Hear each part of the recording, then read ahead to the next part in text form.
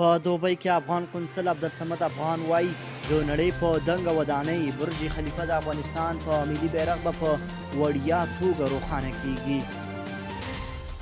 د افغانستان ملي بیرغ به د خپلواکۍ د سلمي کلیزې په مناسبت به د نړۍ په دنګه ودانۍ برج خلیفه د افغانستان په ملي بیرغ به په وړیا توګه روښانه کیږي.